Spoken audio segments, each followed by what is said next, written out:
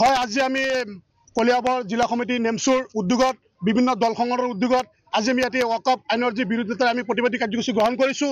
পোনপ্ৰথমে আপোনালোকক জনাবলৈ পাই আমি হেৰি হৈছোঁ যে আজি আমচুৱে যি গণতান্ত্ৰিক আন্দোলন গুৱাহাটী চচলত তেওঁলোকে লৈছিলে, তাতে হাজাৰ হাজাৰ আমচুৰ কৰ্মীসকলক ইতিমধ্যে প্ৰশাসনে আবদ্ধ কৰি ৰাখিছে বিভিন্ন জিলা সমিতিত।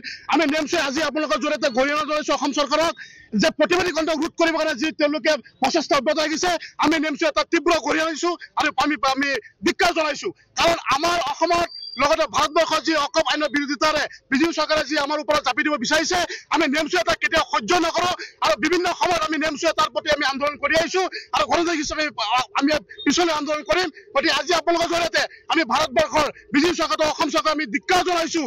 বিশেষকৈ আমাৰ যি নাইডু আৰু নীতিশ কুমাৰে যি তেওঁলোকে আমাৰ মুছলমানক তেওঁলোকে যি ৰাজনীতি কৰিব বিচাৰিছে, আমি নেমচুৱে বা বিভিন্ন দল সংগঠনে ওলমাসকলে আমি ধিক্কাৰ জনাইছোঁ। তেনেকুৱা ধৰণৰ যদি তেওঁলোকে আমাৰ মুছলমানৰ ওপৰত যদি বিভিন্ন সময়ত তেওঁলোকে আমাৰ এনেকুৱা ধৰণৰ যদি আমাৰ ওপৰত হাৰাশাস্তি কৰে, আমি অসমৰ লগতে গোটেই ভাৰতবৰ্ষৰ বিভিন্ন স্থানত আমি গণতান্ত্ৰিক আন্দোলন ইয়াতকৈ আৰু ভয়াৱহ কৰিম বুলি আমি আজি আপোনালোকৰ প্ৰতিবাদী কাৰ্যসূচীৰ জৰিয়তে জনাইছোঁ। কলিয়াবৰ জিলা নেমচুৰ সমিতিৰ ফালৰ পৰা লগতে বিভিন্ন দল সংগঠনৰ ফালৰ পৰা এই যি ৱাকআপ আইন আমাৰ মাজত জাপি দিছে, এই আইন আমি কোনো পদ্য মানি নলওঁ।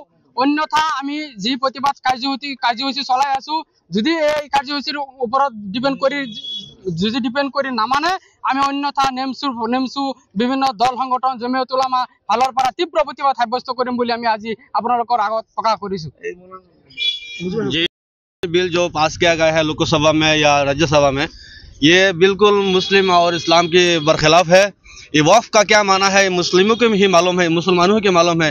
इसके बारे में सरकार या किसी दूसरे धर्म के लोगों को बिल्कुल मालूम नहीं है वक्फ क्या चीज़ है। ये वक्फ हमें मुस्तकिल पढ़ाया जाता है किताबों में, हदीसों में, कुरान में के अंदर है। वक्फ का क्या मसला है, क्या विधान है, क्या संविधान है, ये हम ही को मालूम है, मुसलमान लोगों ही को मालूम है।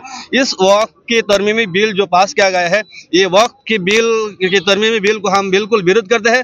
हम पूरे तरीके से पूरे हिंदुस्तान के अंदर मुख्तलिफ संगठनों ने उसको विरोध किया है और करते रहेंगे, तब तक करते रहेंगे जब तक इस बिल को वापस ना ले लिया जाए।